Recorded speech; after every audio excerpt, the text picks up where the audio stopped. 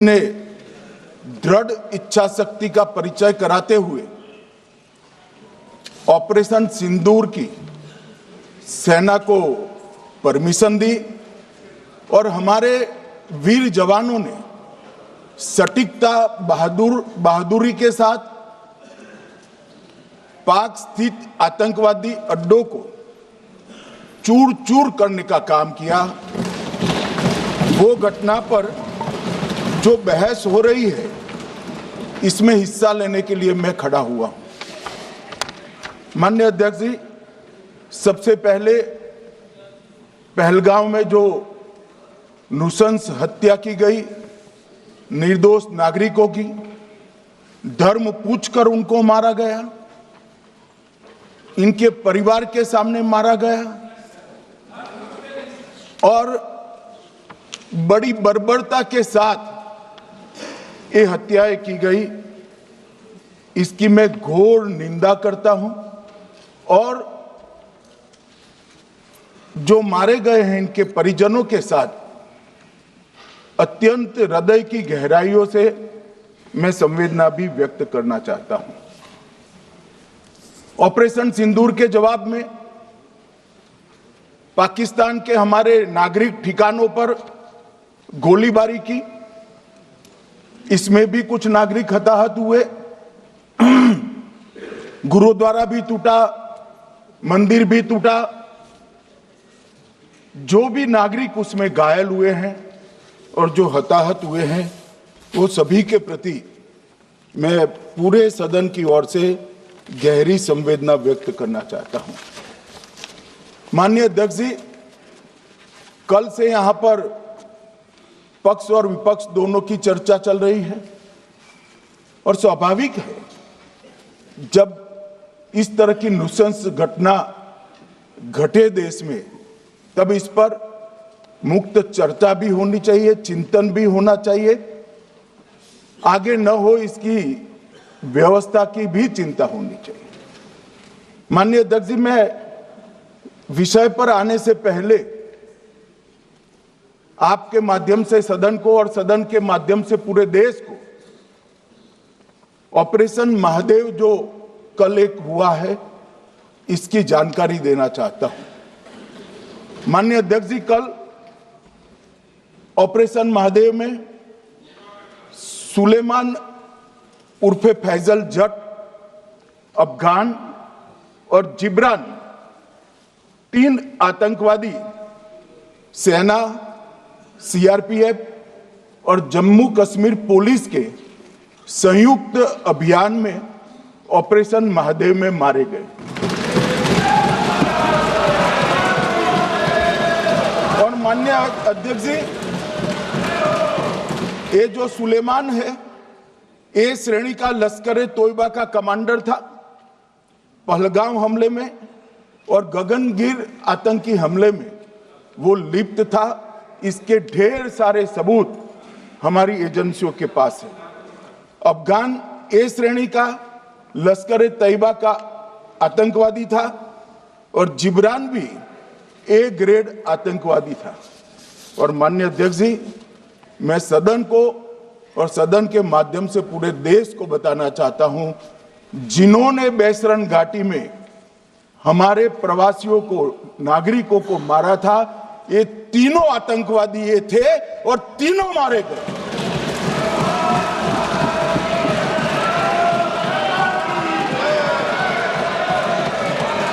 और मान्यवर, मैं आज इस सदन के माध्यम से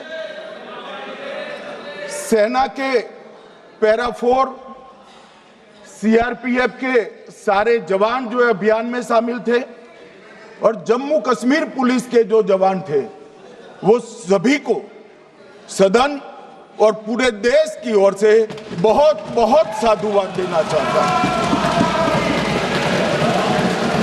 माननीय अध्यक्ष जी, मैं इस ऑपरेशन महादेव के बारे में थोड़ा डिटेल में बताना चाहूंगा। ऑपरेशन महादेव की शुरुआत 22 मई 2025 को एक प्रकार से तो जिस दिन हत्या हुई थी उसी दिन रात को 22 मई 2025 को हुई। जिस दिन हत्या हुई थी उसी दिन रात को एक सुरक्षा मीटिंग की गई थी जम्मू कश्मीर में। ये पूछ रहे थे, कोई गए नहीं, सिर्फ राहुल गांधी गए। अब आपकी आंख कौन से चश्मे से देख रही है मुझे मालूम नहीं माननीय अध्यक्ष जी। 1 बजे हमला हुआ, मैं 5:30 बजे श्रीनगर में उतर चुका था। माननीय अध्यक्ष जी, अरे सुनो सुनो, मैं बताता हूँ ना 22 में, सुनो ना प्लीज, धैर्य रखकर सुनो, हमने आपको नहीं टोका है, सुनना पड़ेगा भाई, ऐसे नहीं चलेगा। माननीय अध्यक्ष जी, नहीं, पर बैठे बैठे मत बोलिए आप भी। माननीय अध्यक्ष जी, 23 अप्रैल को टिप्पणी मत करिए। एक सुरक्षा मीटिंग की गई। सभी सुरक्षा बल, सेना, CRPF, BSF, Jammu Kashmir police, और सबसे पहले उसमें निर्णय किया गया कि जो नृशंस हत्यारे हैं वो देश छोड़कर पाकिस्तान भाग न पाए, इसकी हमने पुख्ता व्यवस्था की और भागने नहीं। 22 मई को आईबी के पास एक ह्यूमन इंटेल आई और एक क्षेत्र के अंदर, दाची गांव क्षेत्र के अंदर आतंकवादियों की उपस्थिति की सूचना मिली। आईबी और सेना द्वारा दाचीकाम क्षेत्र में अल्ट्रा सिग्नल कैप्चर करने के लिए जो इंस्ट्रूमेंट हमारी एजेंसियों ने बनाए हैं, इसके द्वारा इस सूचना को पुख्ता करने के लिए मई से 22 जुलाई तक लगातार प्रयास किए गए। ठंड में ऊंचाइयों पर हमारे सेना के अधिकारी पैदल इनके सिग्नल प्राप्त करने के लिए घूमते रहे, आईबी के अफसर भी घूमते रहे, सीआरपीएफ भी घूमती रही, और मान्यवर 22 जुलाई को हमें सफलता मिली। सेंसर्स के माध्यम से आतंकवादी होने की पुष्टि मिल गई। तब 4 पैरा जो हमारी सेना का एक हिस्सा है, उसकी नेतृत्व में 4 पैरा के जवान, सीआरपीएफ के जवान और जम्मू कश्मीर पुलिस के जवान मान्यवर एक साथ ये आतंकवादियों को घेरने का काम किया। सेना, सीआरपीएफ, जम्मू कश्मीर पुलिस की मीटिंग भी की गई। जो 5 ह्यूमन एसेट्स थे उनको भी वहां बेचा गया, और कुल मिलाकर कल जो ऑपरेशन हुआ, इसमें हमारे निर्दोष नागरिकों को मारने वाले तीनों आतंकी मौत के घाट उतार दिए। मान्यवर, तीनों के नाम मैंने बताए हैं, सुलेमान उर्फे फैजल जट, अफगान और जिब्रान। मान्यवर, वो तो एक आशंका थी कि यही लोगों ने घटना की है, मगर मैं बाद में एनआईए की जांच पर आता हूं, एनआईए ने पहले से ही इनको, जिन्होंने आसरा लिया था, वो लोगों को गिरफ्तार कर रखा था। उनको खाना पहुंचाने वाले लोगों को अपने कब्जे में रखा था। तो जब आतंकवादियों के शव श्रीनगर आए, इनसे पहचान कराई गई। 4 लोगों ने पहचान लिया, यही 3 लोग थे जिन्होंने पहलगांव में आतंकी घटना को, मगर हमने इस पर भी भरोसा नहीं किया मान्यवर, कोई जल्दबाजी नहीं की।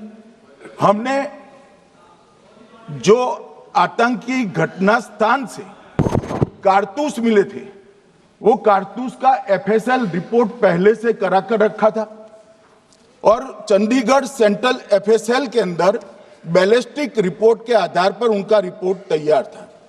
जब ये कल आतंकवादी मारे गए, इनकी 3 राइफलें पकड़ी गई। एक M9 अमेरिकन राइफल थी और 2 AK-47 राइफल थी। जो कारतूस मिले थे वो भी M9 और AK-47 के भी थे, मगर हमने इससे भी संतोष नहीं माना। ये राइफलों को एक विशिष्ट विमान के द्वारा कल रात को 12 बजे चंडीगढ़ पहुंचा गया और पूरी रात फायरिंग कर कर इसके भी खाली खोखे जनरेट किए गए, 2 खोखों का मिलान किया गया, राइफल की नाली और निकले हुए खोखों का भी मिलान हो गया। तब ये तय हो गया कि इन्हीं 3 राइफलों से हमारे निर्दोष नागरिक मारे गए। और मान्यवर, आज मैं सदन को बताते हुए बहुत खुश हूं। मोदी जी ने ऑपरेशन सिंदूर कर आतंकवादियों को जिन्होंने आतंकवादियों को भेजा था उनके आकाओं को जमीन में मिलाने का काम किया था। सेना और सीआरपीएफ ने वो आतंकवादियों को भी समाप्त कर दिया। और मान्यवर,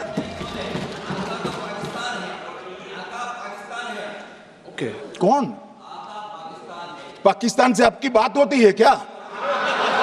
अरे बैठ जाओ भाई।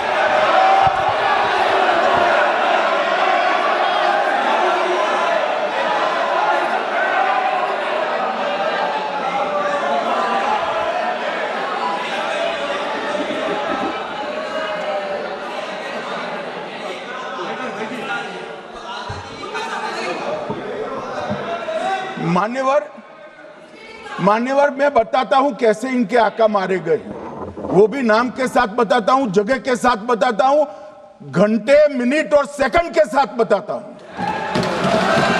मान्यवर, मैं तो अपेक्षा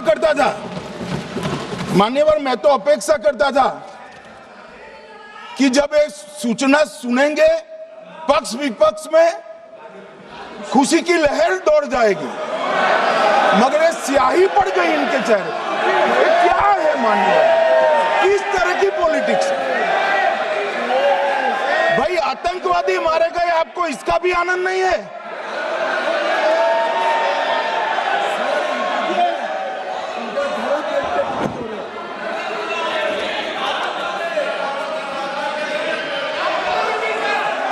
अखिलेश जी बैठ जाइए, मेरा पूरा जवाब सुनिए, आपका सब जवाब आ जाएगा। भाई आप आतंकवादियों का धर्म देखकर दुखी मत होइए।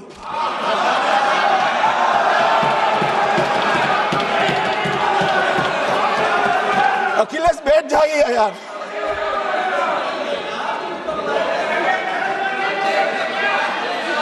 अखिलेश जी बैठ जाइए।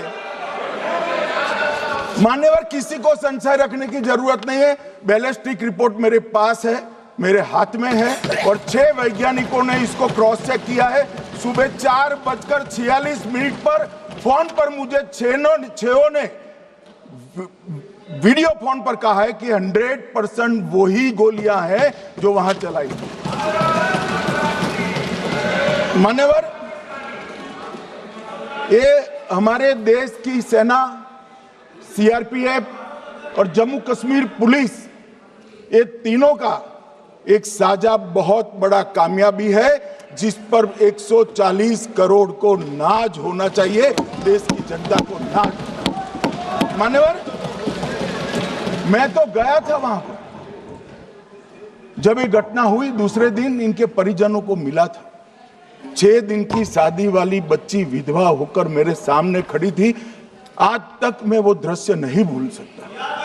मगर आज सारे परिजनों को मैं कहना चाहता हूं कि मोदी जी ने ऑपरेशन सिंदूर से भेजने वालों को भी मारा और हमारे सुरक्षा बलों ने जिनको भेजा था उनको भी मारा और एक ऐसा सबक सिखाया है कि आने वाले कई दिनों तक कोई ऐसी हिम्मत नहीं कर पाएगा। मान्यवर, मैं थोड़ा एनआईए की जांच के बारे में भी बताना चाहूंगा। मान्यवर, जिस दिन लश्कर-ए-तोयबा ने और इसके आउटफिट टीआरएफ ने इसकी जिम्मेदारी ली, उसी दिन हमने तय कर लिया था कि ये जांच एनआईए को सौंप दी जाएगी, क्योंकि एनआईए आतंकवाद के केसों की जांच के लिए, वैज्ञानिक तरीके से जांच करने के लिए और सजा कराने के लिए महारत हासिल की हुई विश्व मान्य एजेंसी है, जिसका सजा कराने का दर 96% से ज्यादा है। मान्यवर, हमने तुरंत ही इसकी जांच एनआईए को दे दी। हमने पूरी व्यवस्था की, सेना, बीएसएफ, सीआरपीएफ और जम्मू कश्मीर पुलिस ने कि लोग देश छोड़कर भाग न जाए। और मान्यवर, इसकी जांच की शुरुआत हुई। एक थकाने वाली बहुत लंबी जांच हुई है। जांच के दौरान मृतक के परिजन जो साथ में थे, उनको सभी को चर्चा किए गया। पर्यटकों, खच्चर वालों, पोनी वालों, फोटोग्राफर, कर्मचारियों, विभिन्न दुकान में काम करने वाले लोगों, कुल मिलाकर 1055 लोगों की लंबी 3000 घंटे से ज्यादा पूछताछ इंफॉर्मेशन के लिए की गई और इस सबको वीडियो पर रिकॉर्ड कर दिया गया। और बाद में इसके आधार पर स्केच बनाया गया और ढूंढते 22/6/25 को एक बशीर की पहचान की गई और परवेज की पहचान की गई, जिन्होंने आतंकवादी घटना के अगले दिन आतंकवादियों को शरण दी थी। उनको अपने ढोक में रखा था। वो दोनों को गिरफ्तार कर लिया गया। अब वो हमारी कस्टडी में है। दोनों गिरफ्तार अपराधियों ने खुलासा किया कि 21/4/25 की रात को 8 बजे 3 आतंकवादी बेसरन से लगभग 2 किलोमीटर दूर स्थित परवेज ढोक में आए थे। आतंकवादियों के पास AK-47 और M9 कार्बाइन थी। जो 2 आतंकवादियों ने काली पोशाक पहनी थी और एक ने छद्म वेश किया था। खाना खाया, चाय पी और ढोक से निकलते वक्त कुछ खाना, नमक, मिर्च और मसाले लेकर वो चले गए। मान्यवर, उस वक्त हमने जिन खोखो को रिकवर किया था, इसको हमने चंडीगढ़ FSL में टेस्टिंग के लिए भेज दिया। और जब चंडीगढ़ FSL में टेस्टिंग के लिए भेजा गया तो वही राइफल से एप्को आतंकी हमला हुआ था, वो भी निश्चित हुआ। तो आज इसके साथ साथ दूसरे एप्को आतंकी हत्या को अंजाम देने वाले आतंकियों का भी इसके साथ ही समाप्ति हुई है, उनको मार दिया गया है। मान्यवर, और इसके बाद में स्केच बनाया गया। गिरफ्तार किए गए दोनों आरोपियों की माता जो थी, इन्होंने ये तीनों आतंकियों के मृतदेहों को पहचान लिया है। दोनों आतंकवादी घटना में साथ लेने वाले उनके साथियों ने भी पहचान लिया है। और अब उसकी FSL की पुष्टि भी आज सुबह 4 बजे हो गई थी। अब मैं जांच का पूरा ब्यौरा बताना चाहता हूं। मान्यवर, ये हमले में 3 पाकिस्तानी आतंकवादी थे। हमले में 2 AK-47 और 1 M9 कार्बाइन का प्रयोग किया गया था।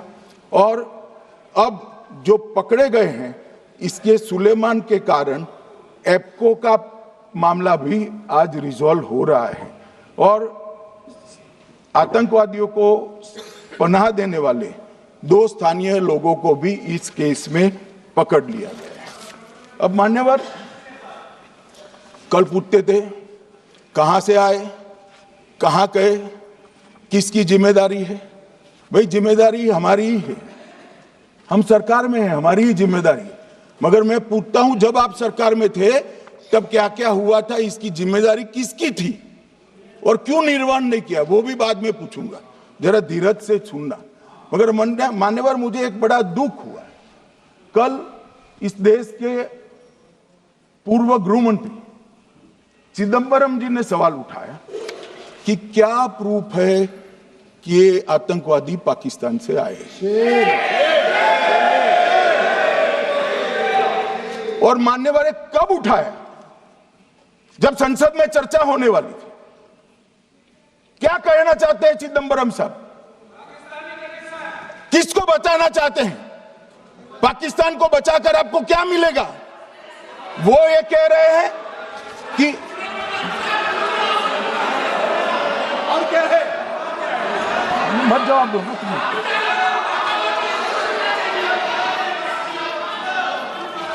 मान्यवर, हमारे पास, मैं आज चिदम्बरम साहब को कहना चाहता हूं, मैं आज चिदम्बरम साहब को आपके माध्यम से कहना चाहता हूं, हमारे पास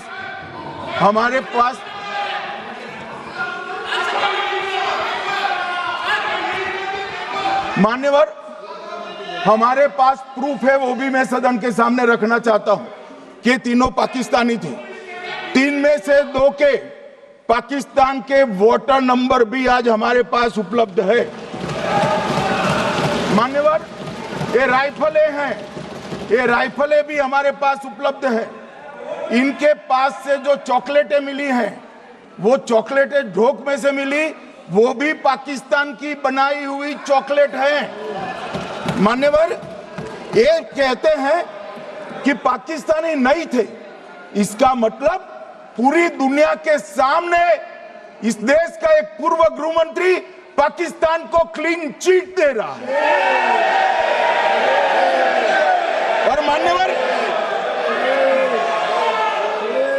और मान्यवर, वो पाकिस्तानी आतंकवादी नहीं थे ऐसा बोलकर श्री चिदम्बरम अगर पाकिस्तानी आतंकवादी नहीं थे तो पाकिस्तान पर हमला क्यों किया, वो भी सवाल खड़ा कर रहे हैं। मान्यवर, आज पूरी दुनिया ने हमारे संसद सदस्य गए थे, स्वीकारा था कि हमला पाकिस्तान ने किया है। और इस देश का गृह मंत्री जो कांग्रेस पार्टी से आता है, वो कहता है कि क्या सबूत है। अरे मुझसे मांगते, मैं दे देता, टीवी से मांगते हैं, पूरी दुनिया के सामने उजागर करते हैं, सब सुबह खड़ा करते हैं। पाकिस्तान को बचाने का इनका ये षड्यंत्र आज 130 करोड़ लोग जान रहे हैं। बच नहीं पाओगे आप लोग, बच नहीं पाओगे। मान्यवर,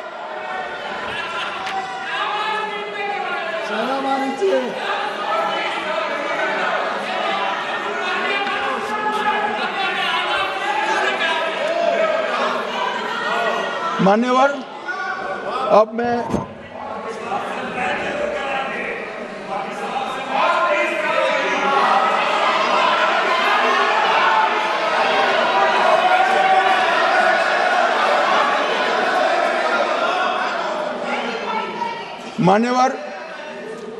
मैं पहलगांव आतंकी हमला और ऑपरेशन सिंदूर, ये दोनों घटनाक्रम के लिए मान्यवर ये अभी से थक जाते हैं।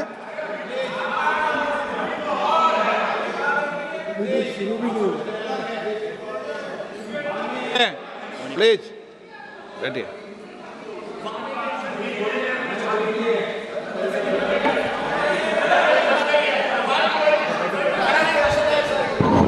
मान्यवर, मैं आपके माध्यम से कहना चाहता हूं, थोड़ा धैर्य रखे भैया, अभी तो शुरू हुआ है, अभी तो शुरू हुआ है। मान्यवर,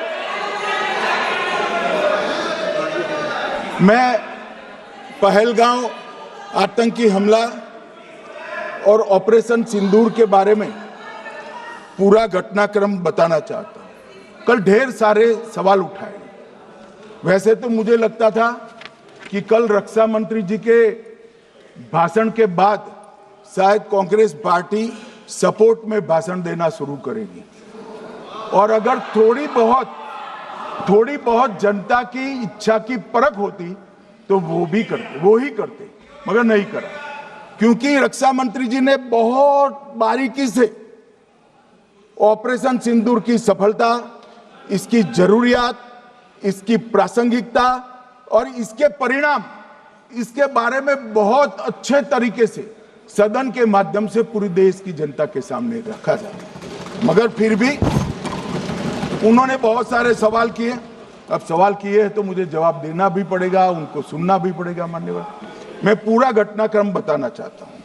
मान्यवर, 22 अप्रैल को पहलगांव में आतंकवादी हमला हुआ।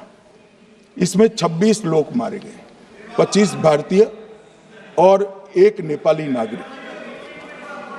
हमने उसी वक्त मैं श्रीनगर जाने के लिए निकल गया। रात को ही सुरक्षा बलों की मीटिंग कर ये भाग न पाए इसकी व्यवस्था की। माननीय मोदी जी ने 23 और 30 अप्रैल को सीसीएस की मीटिंग चेयर की। ये कह रहे हैं, मैं आज बताना चाहता हूं कि सीसीएस की 23 अप्रैल की मीटिंग में क्या हुआ। सबसे पहला कांग्रेस पार्टी का ब्लंडर था सिंधु जल संधि, इसको स्थगित करने का काम नरेंद्र मोदी जी ने किया। हमने अटारी के माध्यम से एकीकृत जांच चौकी जो चलती थी उसको बंद कर दिया। पाकिस्तानी नागरिकों के सार्क वीजा को सस्पेंड कर सभी को वापस पाकिस्तान भेजने का काम किया। पाकिस्तान स्थित उच्चायोग में रक्षा, सैन्य, नौसेना के सलाहकारों को अवांछनीय व्यक्ति घोषित किया। संख्या को 55 से घटाकर 30 किया और सीसीएस ने ये संकल्प लिया कि जहां पर भी ये आतंकवादी छुपे हैं उनको और उनकी ट्रेनिंग करने वाले अड्डों को सेना, पुलिस, सीआरपीएफ, बीएसएफ उचित जवाब देगी। मान्यवर, जिस तारीख को ये हुआ उसी दिन ये निर्णय हो चुका। मान्यवर, इसके बाद में कल गोगाई जी कहते थे मोदी जी 24 को पहलगाम जाने की जगह बिहार गए। सुनो यार। मान्यवर, मोदी जी जब ये पहलगाम घटना हुई यहां नहीं थे, विदेश में थे। आने के बाद तुरंत सीसीएस बैठक की और मोदी जी जिस दिन बिहार गए उस दिन पहलगाम में कुछ नहीं, कोई नहीं था, सिर्फ राहुल गांधी थे। सारे लोग चले गए थे, सारे लोग वहां से अपने अपने ठिकाने पर चले गए थे। मगर इन्होंने एक बात कही, उस पर मेरी आपत्ति है। मान्यवर, उन्होंने कहा 24 अप्रैल को चुनावी भाषण किया। मान्यवर, देश का नेतृत्व करने वाले देश के प्रधानमंत्री की फर्ज होती है कि देश की संप्रभुता पर, देश के नागरिकों पर अगर ऐसा जघन्य हमला होता है तो जनता की भावनाओं के अनुरूप जवाब देना चाहिए। मान्यवर, मैं आज आपकी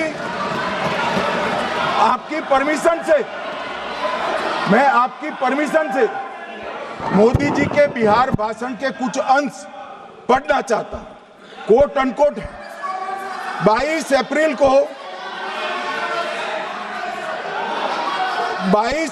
को पहलगाम का यह हमला केवल निहत्थे पर्यटकों पर नहीं बल्कि पूरे भारत की आत्मा पर एक दुस्साहसपूर्ण प्रहार है। आतंकवाद के प्रति दृढ़ और कड़ा रुख, आतंकियों और इसके हमले की साजिश रखने वालों की कल्पना से भी बढ़कर उनको सजा दी जाए। मान्यवर, महत्वपूर्ण है आतंकियों और इसकी साजिश रचने वाले दोनों को। आतंकियों की बची खुची जमीन भी मिट्टी में मिलाने का समय आ गया है। 140 करोड़ भारतीय इस बात के लिए एकजुट है कि आतंक के आकाओं की कमर तोड़ दी जाएगी। भारत हरेक आतंकवादी और उनके समर्थकों की पहचान करेगा, उनका पता लगाएगा और उन्हें दंडित करेगा। आतंकवाद कभी भी भारत की आत्मा नहीं तोड़ पाएगा। न्याय सुनिश्चित करने का मैं हर संभव प्रयास करूंगा। अनकोट। अब इसमें किसी को चुनावी भाषण दिखाई पड़ता है तो उसकी समझ शक्ति पर बहुत सारे सवालिया निशान लग जाते हैं। ये चुनावी भाषण नहीं है, आतंकवाद के खिलाफ लड़ने का 140 करोड़ भारतीयों का प्रतिघोष है जो मोदी जी ने वहां दिया। इनको चुनावी भाषण दिखाई पड़ता है। जैसे चश्मे होते हैं ऐसी ही दृष्टि होती है। मान्यवर, इसके बाद 30 अप्रैल को मान्यवर 30 अप्रैल को सीसीएस की बैठक हुई, पहले 23 को हुई थी। उसमें सशस्त्र बलों को पूर्ण ऑपरेशन की फ्रीडम दे दी गई।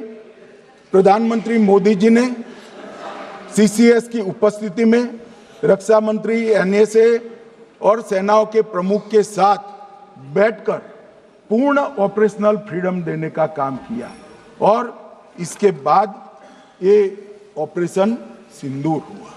मान्यवर, ऑपरेशन सिंदूर 7 मई को रात को 1:04 से 4 मिनट से 1:24 तक चला। उसमें पाकिस्तान के 9 आतंकी ठिकानों को ध्वस्त कर दिया और पूरी दुनिया ने इसके दृश्य देखे। साहब, इससे बड़ा संयमित हमला नहीं हो सकता। आजकल दुनिया में युद्ध चल रहे हैं, हम देख रहे हैं, बच्चे मर रहे हैं, महिलाएं मर रही, निर्दोष मर रहे।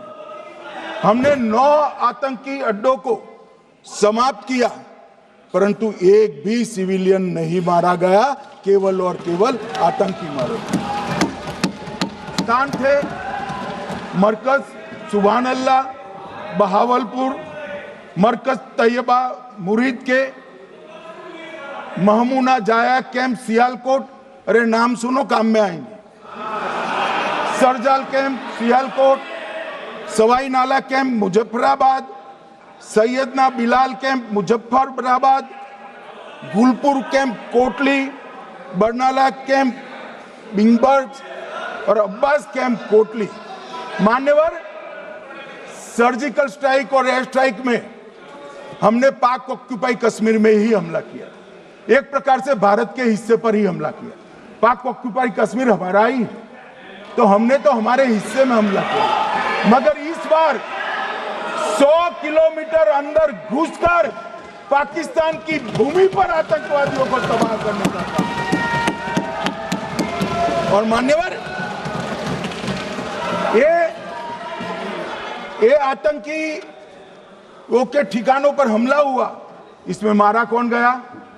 हाफिज मोहम्मद जमील जैसे मोहम्मद के प्रमुख मौलाना मसूद अजहर के बहनोई, मुदस्सर खादियान मरकज तैयबा मुरीद का प्रमुख, याकूब मलिक जेएम पदाधिकारी, मोहम्मद हमसा जमील जेएम ऑपरेटिव, मोहम्मद यूसुफ अजहर गंभीर रूप से घायल था, फिर मारा गया। जैसे मोहम्मद का आमिर मोहम्मद हसन खान गंभीर रूप से घायल था, फिर मारा गया। जेएम ऑपरेटिव मोहम्मद हसन गंभीर रूप से घायल हुआ। अब्दुल मलिक, खालिद अबू अक्स और नोएम मलिक, इनका कोई पता ठिकाना नहीं। और मान्यवर, ये पूछते थे मुझे कल कि पहलगांव के दोषी कहां गए, वो पहलगांव के दोषी कहां गए? ये जो मैंने, अरे सुनो ना यार, ये जो 10 मैंने नाम पढ़े हैं, इसमें से 8 ये चिदंबरम एंड कंपनी के समय में आतंकवादी घटना घटाने वाले लोगों को नरेंद्र मोदी जी ने मारा। ये हमें पूछते हैं कहां गए? अरे भाई, आपके समय में जो छुप गए थे उनको चुन चुन कर हमारी सेना ने समाप्त कर दिया है। और ये 10 नहीं, कल राजनाथ जी घबराते घबराते बोले हैं, अब ऑथेंटिक शब्द का है, मैं बढ़ा नहीं सकता, मगर कम से कम 100 लोगों को हमारी सेना ने समाप्त, 100 से अधिक लोगों को हमारी सेना ने समाप्त करने का काम। मान्यवर, और इस पर भी गर्व नहीं कर सकते आप, इस पर भी गर्व नहीं कर सकते।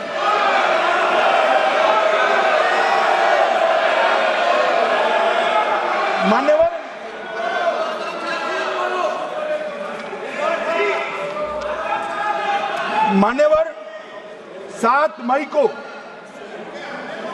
1:22 पर ये हमारा काम समाप्त हो गया। हमारे डीजीएमओ ने उनके डीजीएमओ को बता दिया कि भाई, हमने आतंकवादी हमलों पर स्थानों पर सिर्फ हमला किया है, इनके हेडक्वार्टर पर हमला किया है, जो हमारा आत्मरक्षा का अधिकार है। पूरी दुनिया इसको एक्नॉलेज करती है।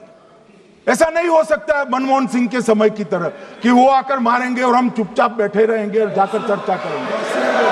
ये नरेंद्र मोदी सरकार, ऐसा नहीं हो सकता। डोजियर भेजते रहेंगे।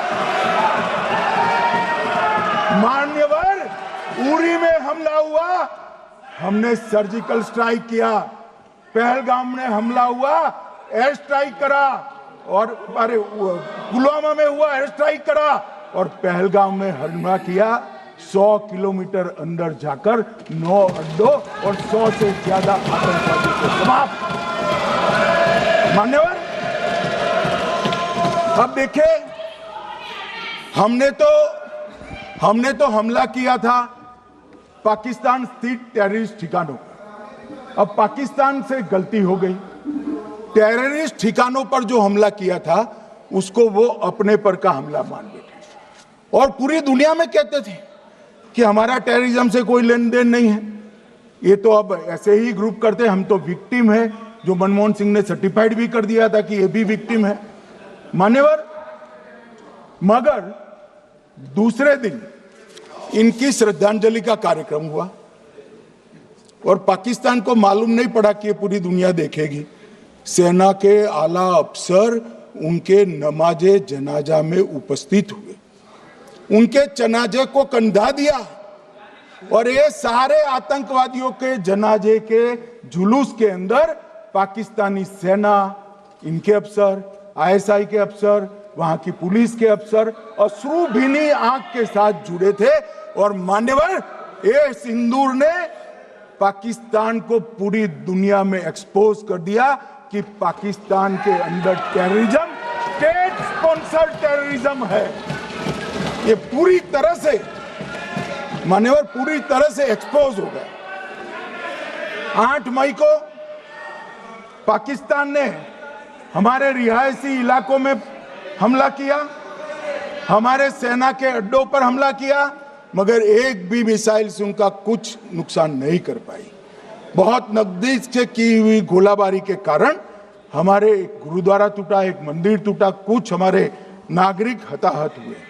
और दूसरे दिन 9 मई को मोदी जी ने सेना को हुक्म दिया, एक मीटिंग करी, राजनाथ जी, मोदी जी, एनएसए, सेना के सारे अध्यक्ष, और जवाब देने का तय किया और उनके 11 एयरबेस को क्षतिग्रस्त करने का काम किया। मान्यवर, 8 एयरबेस इतने सटीक तरीके से तोड़े गए, पाकिस्तान की पूरी एयर डिफेंस सिस्टम धरी की धरी रहेगी, कुछ नहीं कर पाई।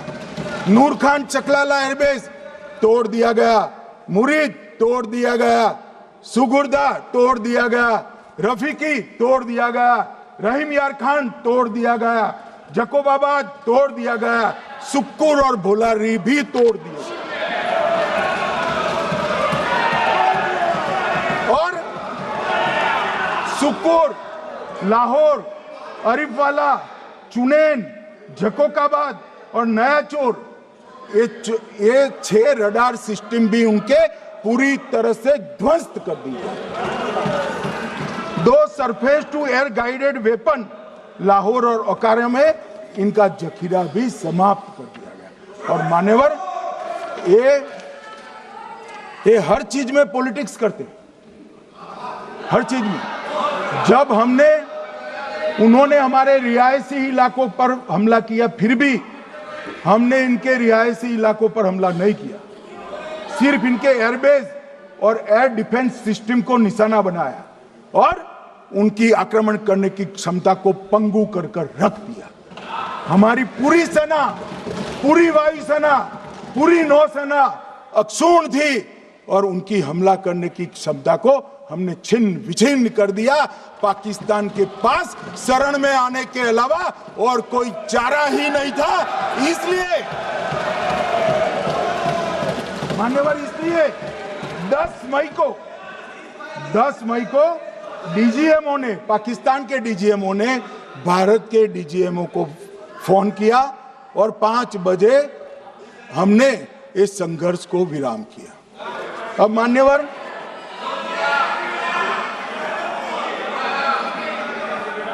मान्यवर ये लोग कल सवाल उठा रहे थे कि इतनी अच्छी पोजीशन में थे, आपने युद्ध क्यों नहीं किया? युद्ध के कई परिणाम होते हैं मान्यवर, करना न करना वो सोचकर करना पड़ता है। मगर मैं इसी देश के इतिहास से कुछ घटनाएं बताना चाहता हूं। 1948 में मान्यवर कश्मीर में हमारी सेनाएं निर्णायक बढ़त पर थी। सरदार पटेल ना बोलते रहे, जवाहरलाल नेहरू जी ने एक तरफा युद्ध विराम कर दिया। और मान्यवर मैं बड़ी जिम्मेदारी के साथ कहता हूं, मैं इतिहास का विद्यार्थी हूं, पाक ऑक्यूपाई कश्मीर का अगर अस्तित्व है तो जवाहरलाल नेहरू जी की ये युद्ध विराम के कारण है। इसका जिम्मेदार जवाहरलाल नेहरू है। मान्यवर 1960 में सरदार पटेल ने विरोध किया था, गाड़ी लेकर आकाशवाणी तक गए थे, घोषणा न करते दरवाजे बंद कर दिए थे। मान्यवर 1960 में सिंधु जल पर भौगोलिक व रणनीतिक रूप से हम बड़े मजबूत थे और उन्होंने सिंधु समझौता क्या किया? 80% भारत का पानी पाकिस्तान को दे दिया। मान्यवर 62 के लड़ाई की बात मैं बाद में करता हूं। 65 की लड़ाई में हाजीपीर जैसे स्ट्रेटेजिक जगह पर हमने कब्जा किया था, 66 में उसको लौटा दिया गया। मैं 71 के युद्ध की भी बात करना चाहता हूं। मान्यवर 71 में कल राजनाथ जी ने भी बताया, पूरे देश ने इंदिरा जी का समर्थन किया। उन्होंने पाकिस्तान के 2 टुकड़े कर दिए। बहुत बड़ी विजय थी भारत की और सदियों तक भारत इस विजय पर गर्व करेगा। हम सब भी करते हैं, हमें कोई आपत्ति नहीं। मगर हुआ क्या मान्यवर? युद्ध की विजय की चकाचौंध में क्या हुआ? 93 हजार युद्ध बंदी हमारे पास थे, 93 हजार, और 15,000 वर्ग किलोमीटर क्षेत्र पाकिस्तान का हमारे पास था। 93 हजार युद्ध बंदी, उस वक्त की पाकिस्तान की सेना का 42% और 15,000 वर्ग किलोमीटर क्षेत्र। मगर शिमला में समझौता हुआ, पाक ऑक्यूपाई कश्मीर मांगना ही भूल गए। अगर उस वक्त पाक ऑक्यूपाई कश्मीर मांग लेते, न रहेगा बांस न बजती बांसुरी। ये कैंप तोड़ने की जरूरत न पड़ती साहब आपको, हमको। मान्यवर इतना ही नहीं, पाक ऑक्यूपाई कश्मीर तो नहीं लिया, मांगना ही भूल गए। 15,000 वर्ग किलोमीटर की जीती हुई भूमि भी वापस दे दी। तय हुआ था पाकिस्तानी नरसंहार के लिए युद्ध अपराध न्यायाधिकरण बनेगा, नहीं बना। सेना ने पूर्वी पाकिस्तान में नरसंहार किया था। 195 पाकिस्तानी अधिकारियों पर मुकदमा चढ़ना था। भुट्टो अपने साथ इंदिरा जी के सामने से छुड़ा कर ले गए।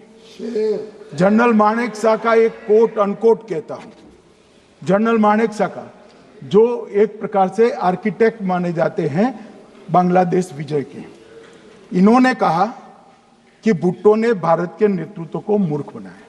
अब जो शब्द है, मैं आप कोट अनकोट है, इसमें मेरा कुछ नहीं है, ये लोग गुस्सा न हो सकते। I told her into bracket Indira Gandhi, Indira ji को कहा, that he into bracket Bhutto के लिए, he has made monkey out of you. समझ में आता है? ये फील्ड मार्शल साहब ने कहा है मान्यवर, और ये हमें सिखा रहे, ये नहीं किया, वो नहीं किया, फलाना नहीं किया, ठिकाना नहीं किया। अरे भाई, आप तो पाकिस्तान को क्लीन चिट दे रहे हो कि पाकिस्तान ने हमला ही नहीं किया है। क्या अधिकार है आपको पूछने का? कोई अधिकार नहीं है साहब। देखिए क्या होता है, मैंने कहा मैंने कहा पाकिस्तान को क्लीन चिट दे रहे हो, तो कनी मोदी जी कह रही है कि नहीं, हम नहीं दे रहे हैं। कनी मोदी जी, माननीय अध्यक्ष जी, आपके माध्यम से मैं कनी मोदी को बताना चाहता हूं, माननीय सदस्य जी को, कि वो कह रही है हमने नहीं दिया, मगर जिसके साथ बैठते हो उसका दोस्त तो आपके सर पर आएगा ना। चिदम्बरम जी कर रहे हैं, आपके राज्य से है, कांग्रेस के प्रमुख नेता है। देश के पूर्व गृह मंत्री कह रहे हैं कि पाकिस्तान ने आतंकवादी नहीं भेजे थे। क्या क्लीन चिट देना चाहते हो? किसी को अधिकार नहीं है साहब यहां आतंकवाद पर बोलने का, किसी को अधिकार नहीं। मान्यवर, मैं अब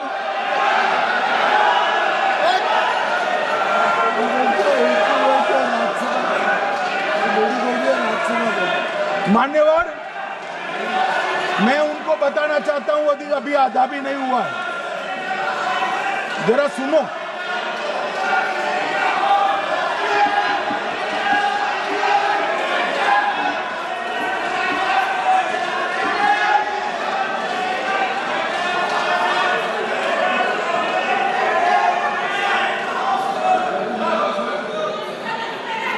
मान्यवर, 62 के चिन्ह में क्या हुआ, 62 के युद्ध में क्या हुआ? ये अभी कल कुछ कांग्रेस के सदस्य चीन का सवाल पूछ रहे थे, मैं आज पूछना चाहता हूं 62 के युद्ध में क्या हुआ? 38,000 वर्ग मीटर, पूरा सदन ध्यान से सुने, 38,000 वर्ग मीटर अक्साई चीन का हिस्सा चीन को दे दिया गया, और वर्ग किलोमीटर ही बोला, वर्ग किलोमीटर। और मान्यवर, ऐसी ही चर्चा उस वक्त सदन में हुई। मैं तो बड़ी गंभीरता से जवाब दे रहा हूं, मुझे बोलने नहीं देते। जवाहरलाल नेहरू जी ने क्या कहा? वहां घास का एक तिनका भी नहीं उगता है, वो जगह को क्या करे? तो एक संसद सदस्य ने, नेहरू जी का सर मेरे जैसा था, महावीर प्रसाद त्यागी जी ने कहा कि आपके सर पर भी एक बाल नहीं, वो चीन बेच दे क्या? मान्यवर इस तरह से जवाब देते थे, नॉन सीरियस टाइप के जवाब। और कल गोगोई जी बड़ा बड़ा उछल उछल कर बोल रहे थे। अरे गोगोई जी, आपको मालूम है उन्होंने चीन के बारे में, आसाम के बारे में क्या क्या था? आसाम को आकाशवाणी पर बाय बाय कह दिया था। रिकॉर्डिंग है, रिकॉर्डिंग है।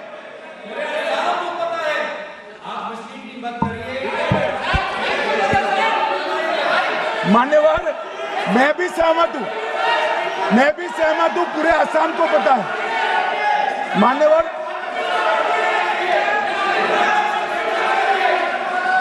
मान्यवर,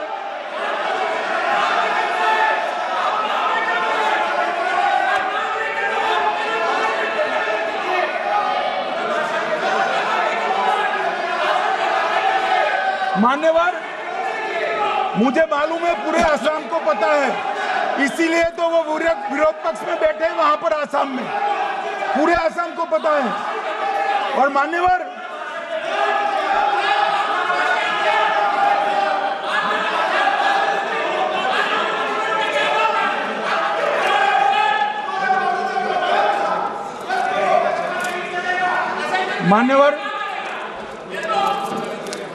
मान्यवर, जोर से बोलने से सत्य को छिपाया नहीं जा सकता।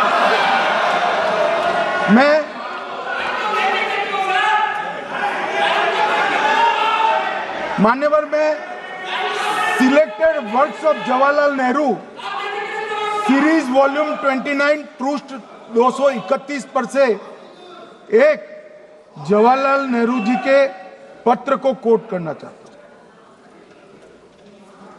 अनौपचारिक रूप से संयुक्त राज्य अमेरिका ने यह सुझाव दिया कि चीन को संयुक्त राष्ट्र में तो ले लिया जाए, मगर सुरक्षा परिषद को नहीं, सुरक्षा परिषद में भारत को लेना चाहिए। यह अमेरिका का प्रस्ताव था। नेहरू जी ने कहा हम इसे स्वीकार नहीं करते, क्योंकि इससे चीन के साथ हमारे संबंध खराब होंगे और चीन जैसे महान देश को बुरा लगेगा। मान्यवर, आज चीन सुरक्षा परिषद में है और भारत बाहर है।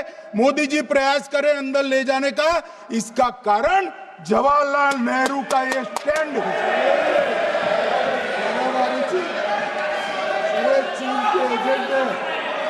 और मान्यवर, ये तो पीढ़ी दर पीढ़ी चलता आ रहा है।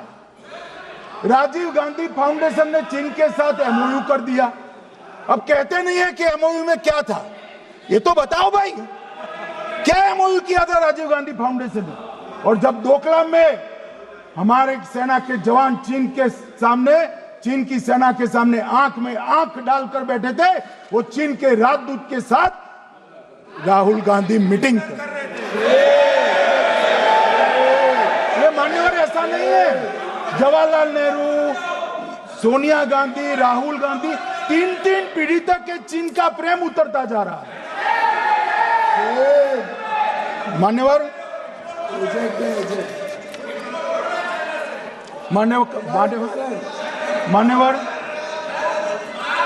मैं अभी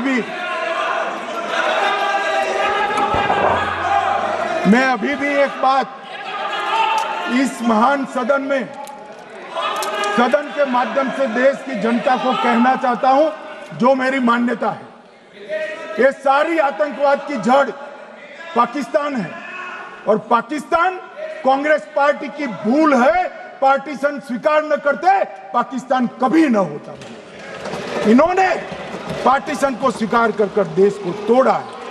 मान्यवर, कल विदेश मंत्री जी बता रहे थे शर्म अल शेख सम्मेलन का बलूचिस्तान ब्लंडर, जिसने पाकिस्तान को हमारे साथ चर्चा करने के लिए इक्वल फुटिंग पर ला दिया। मान्यवर, अब ये टेररिज्म की बात करते हैं।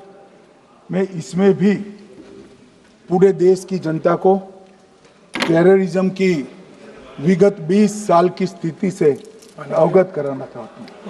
मान्यवर, अटल जी की सरकार थी। 2002 में टेररिज्म को समाप्त करने के लिए अटल जी की सरकार, एनडीए की सरकार, भाजपा सरकार पोटा का कानून लेकर आई। मान्यवर, मैं सदन को याद कराना चाहता हूं, पोटा कानून का विरोध किसने किया था? कांग्रेस। किसने किया? कांग्रेस पार्टी ने किया। हमारे पास बहुमत नहीं था राज्यसभा में।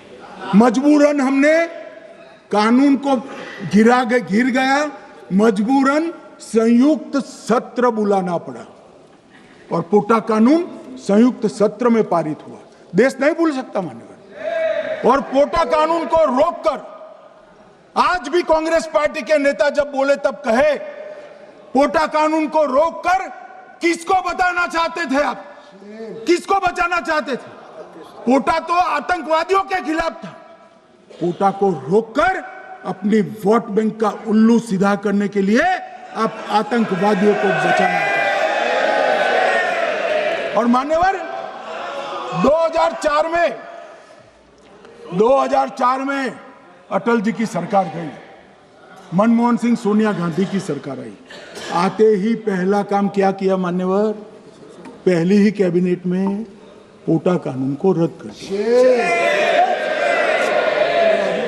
मैं फिर से पूछता हूं, किसके फायदे के लिए कांग्रेस पार्टी ने पोटा कानून रद्द किया? जवाब दीजिए जरा यहां पर।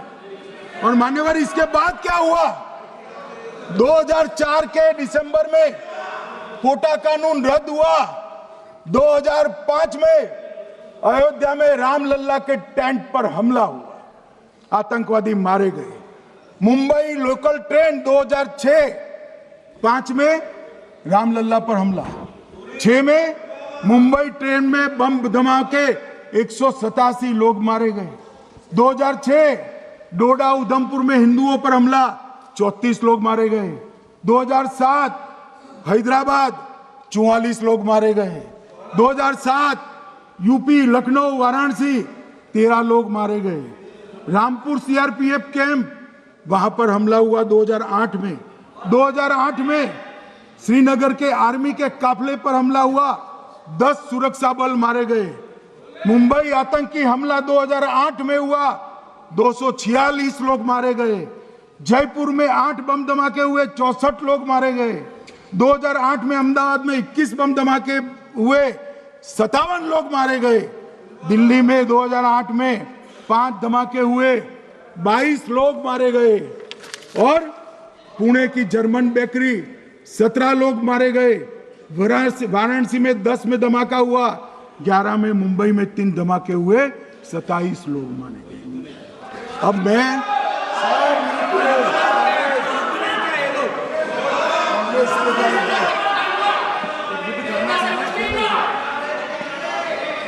मान्यवर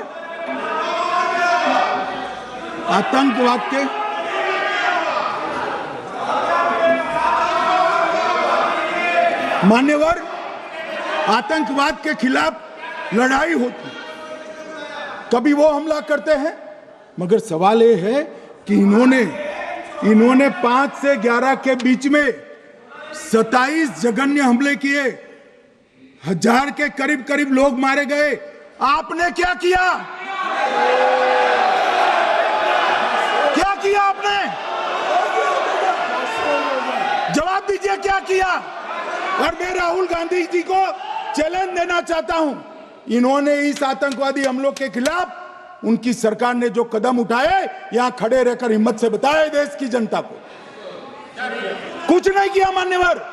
ये यहां से आतंकवादियों की फोटो पाकिस्तान भेजते रहे, डोजियर भेजते रहे। और मान्यवर ये कहते हैं कि आपके समय में भी हमले हुए। मैं उनको अंतर समझाना चाहता हूं, वो देख नहीं पा रहे। मान्यवर, हमारे समय में जो भी आतंकवादी घटना हुई, पाक प्रेरित और कश्मीर सेंट्रिक हुई। देश के हिस्से में 2004 से 2014 से 2025 तक एक भी घटना नहीं हुई है मान्यवर। ये नरेंद्र मोदी सरकार है मान्यवर। और कश्मीर में भी आज स्थिति ऐसी हुई है, उनको पाकिस्तान से आतंकवादी भेजने पड़ते हैं। कश्मीर में आतंकवादी अब हमारे नहीं बनते हैं मान्यवर। और मैं सलमान खुर्शीद जी को भी याद करना चाहता हूं। एक बार मैंने बड़े सवेरे में नाश्ता करता था, टीवी पर उनको रोते हुए देखा। मुझे लगा क्या हुआ, कोई बड़ी घटना हो गई। तो रोते रोते वो श्रीमती सोनिया गांधी के घर से बाहर आ गए कि बाटला हाउस की घटना देखकर सोनिया जी फूट कर रो पड़ी। अरे रोना था तो शहीद मोहन शर्मा के लिए रोते, बाटला हाउस के आतंकवादियों के लिए रोना आता है। और मान्यवर हमें पूछते हैं कि आपने क्या किया। कोई अधिकार नहीं है पूछने का, कोई अधिकार नहीं है मान्यवर। और ये हमें पूछते थे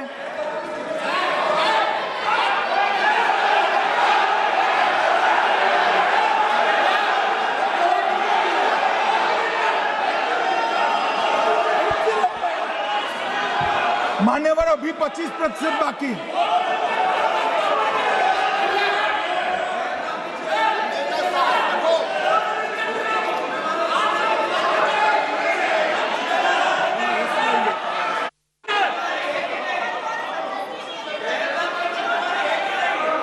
बैठिए, जवाब दे रहे हैं ना आपका, जवाब दे रहे हैं आपका। पहलगांव के बाद जो घटनाक्रम घटित उसका जवाब दे दिया ना माननीय गृह मंत्री जी ने। आपने पूछा आतंकवादियों क्या हुआ, आतंकवादियों का जवाब दे दिया। क्या पूछना चाहते हैं आप? आपने हर सवाल पूछा, हर सवाल जवाब सुनिए माननीय गृह मंत्री जी।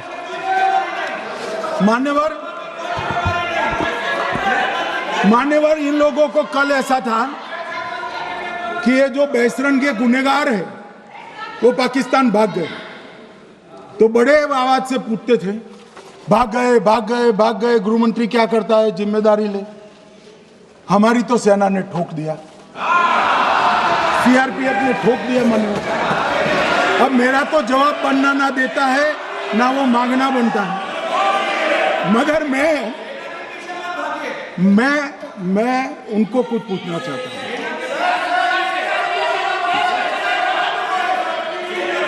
मान्यवर,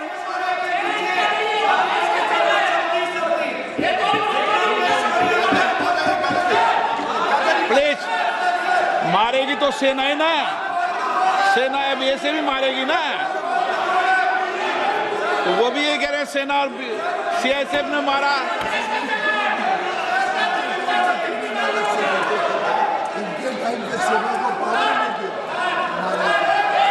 मान्यवर ये कहते हैं,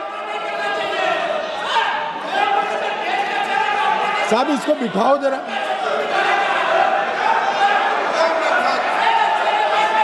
हाँ, प्लीज बैठिए बैठिए बैठिए बैठिए बैठिए।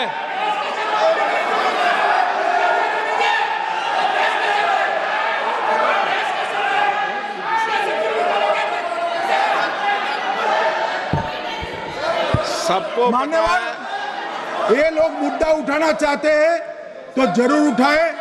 मैं आज सुबह ही सलमान खुर्शीद जी का वो इंटरव्यू मेरे मोबाइल में रिजर्व कर आया हूं।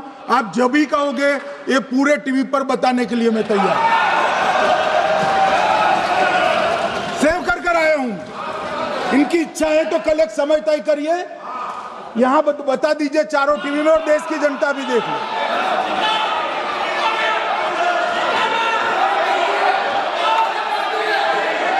मान्यवर कह रहे हैं बताओ, आप बताओ, बताना है या नहीं बताना? नहीं, पूछो ना उनको।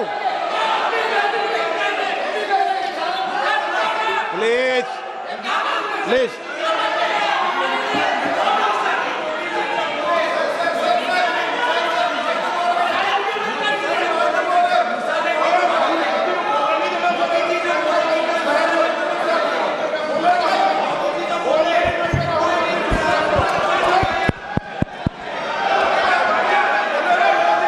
बिट्टू बैठ जाओ। मान्यवर ये पूछ रहे थे कि क्यों भाग गए। अब मेरा समय काफी जाया गया, मैं जरा संक्षिप्त में कहता हूं, घटनाओं पर नहीं जाऊं। दाऊद इब्राहिम कासकर 1986 में भागा, श्री राजीव गांधी की सरकार। सैयद सलाउद्दीन 93 में भागा, कांग्रेस की सरकार। टाइगर मेमन 93 में भागा, कांग्रेस की सरकार। अनीस इब्राहिम कासकर 93 में भागा, इनकी सरकार। रियाज भटकल 2007 में भागा, इनकी सरकार। इकबाल भटकर 2010 में भागा, इनकी सरकार। मिर्जा सादा बेग 2009 में भागा, इनकी सरकार थी। अब मान्यवर मेरा तो जवाब मांग लिया, हमारे सुरक्षा बलों ने मेरा जवाब भी दे दिया, अब राहुल गांधी इसका जवाब दे।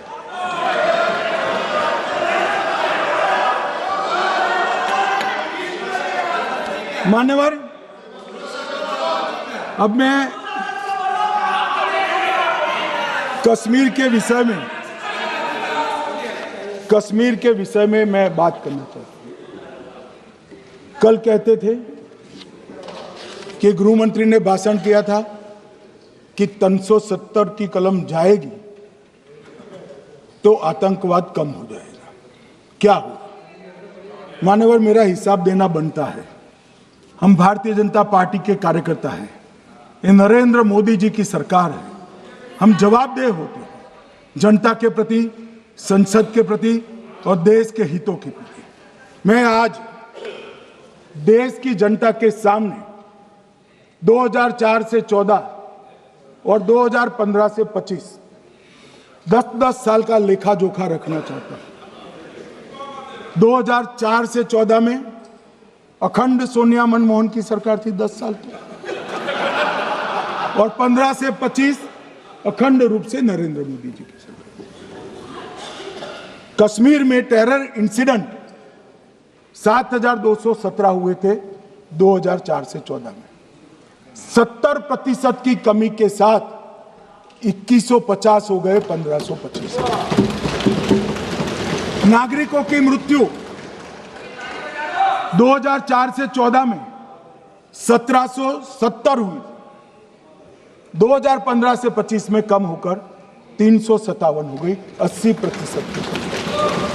सिक्योरिटी फोर्सेस की मृत्यु 1060 हो गई उस वक्त, और हमारे समय में 542 हुई, और टेररिस्टों की मृत्यु में 123% की वृद्धि हुई।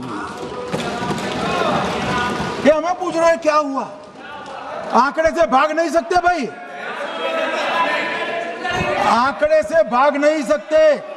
और अब मैं कहता हूं कि धारा 370 ने कश्मीर में आतंकवादी इकोसिस्टम को नष्ट कर दिया है, जिस धारा 370 को आपने इतने साल तक बचा कर।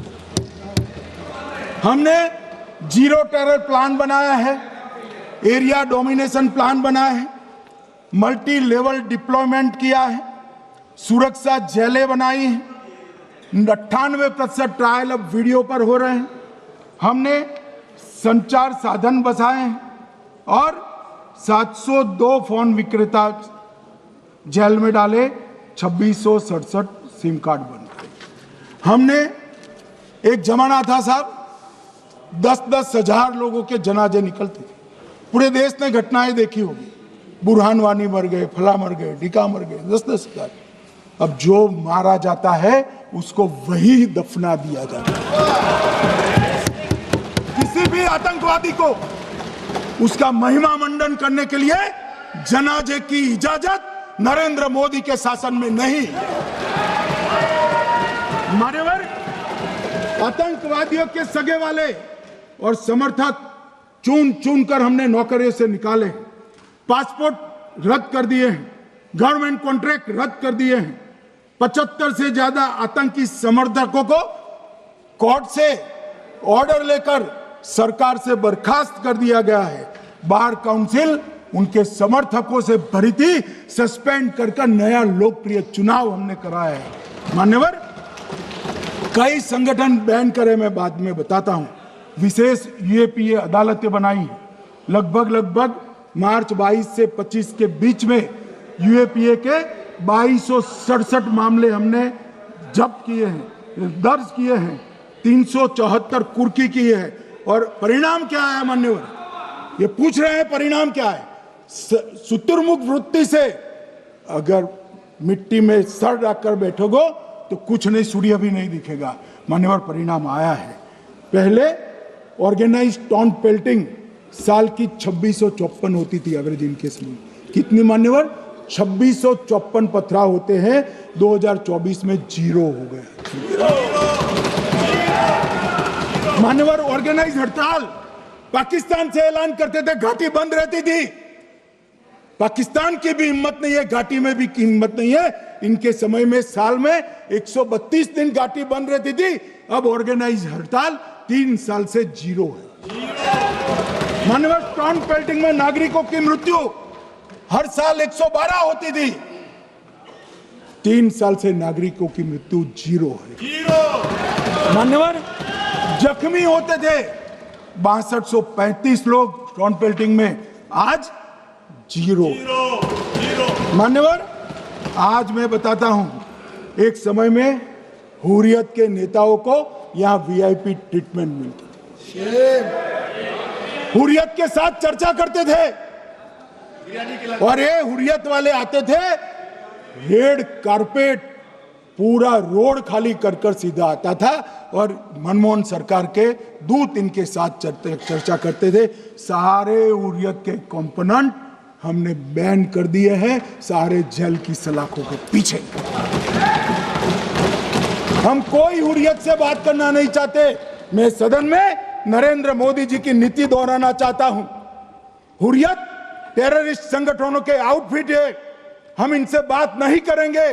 हम अगर किसी से बात करेंगे तो घाटी के युवाओं के साथ बात करेंगे, हुर्रियत के साथ बात।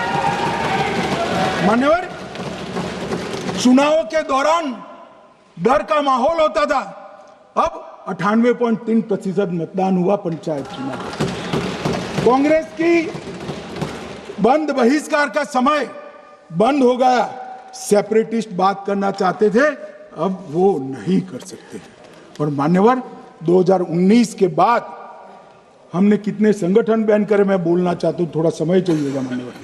The TRF, people's anti fascist front, Tehreek ul Mujahideen, Jamaat ul Mujahideen Bangladesh Hindustan, Jammu Kashmir Ghaznavi force, Khalistan tiger force, Hizb ut Tahrir, जमाते इस्लामी, जो जमाते इस्लामी ने पूरे पाकिस्तान के अंदर एक प्रकार से अलगाववाद का जहर गोला, वो जमाते इस्लामी आज बंद कर दिया गया। Jammu Kashmir liberation front, Jammu Kashmir democratic freedom party, Muslim league Jammu Kashmir, Tehreek Hurriyat, Muslim conference सुमजी गुट, Jammu Kashmir national front, Jammu Kashmir peoples freedom league, Jammu Kashmir peoples league, Jammu Kashmir Ittehadul Muslimeen Awami action committee, Sikh for justice और पॉपुलर फ्रंट ऑफ इंडिया को भी हमने बैन किया। और ये शांति ऐसे नहीं हुई है। और ये कहते हैं कि एक भी घुसपैठ नहीं होती है। कभी गए हो आप पाकिस्तान? तो कई बार गए हो गई आप सीमा पर गए हो? पाकिस्तान तो कई बार गए हो, फिर से बोलता हूं, सीमा पर गए हो, सीमा के माध्यम से पाकिस्तान गए हो।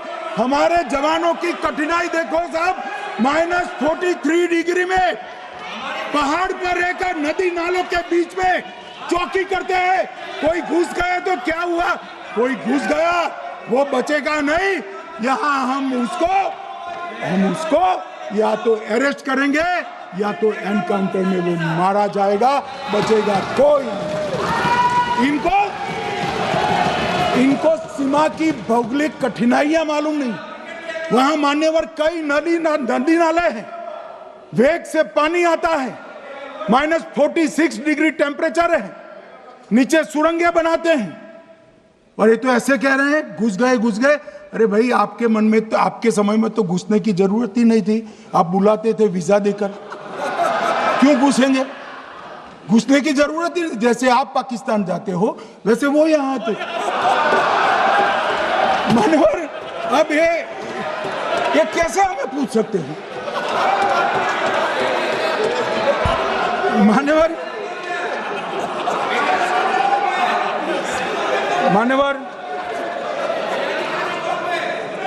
मैं समझ रहा हूं,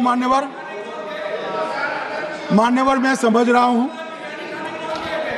पोटा का विरोध करने वाले को नरेंद्र मोदी की आतंकवादी विरोधी नीति नहीं पसंद आई। मैं समझ रहा हूं, पोटा रद्द करने वाले को नरेंद्र मोदी जी की एंटी टेरर नीति पसंद नहीं आई। मैं समझ रहा हूं, टेररिस्टों का बचाव कर वोट बैंक बनाने वालों को एक कोई नीति पसंद नहीं आएगी। मानवर, इसका विरोधी होना है। परंतु मैं आज एक बात यहाँ सदन के सामने आपके माध्यम से सदन को और दुनिया को बताना चाहता हूँ। मानवर, ये नरेंद्र मोदी सरकार है, टेररिज्म के खिलाफ हमारी जीरो टॉलरेंस की नीति है, ऑफर है, और हम विजयी हो। और मान्यवर, मैं फिर से अंत में ऑपरेशन महादेव में जुड़े हुए सेना, CRPF और जम्मू कश्मीर पुलिस के सभी जवानों को 2 हाथ जोड़कर प्रणाम कर बहुत साधुवाद।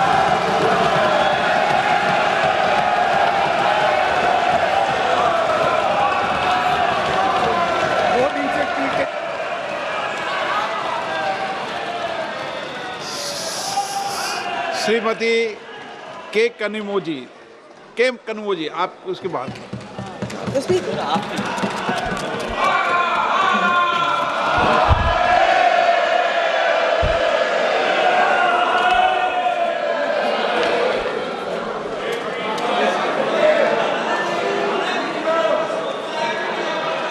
Thank you, sir.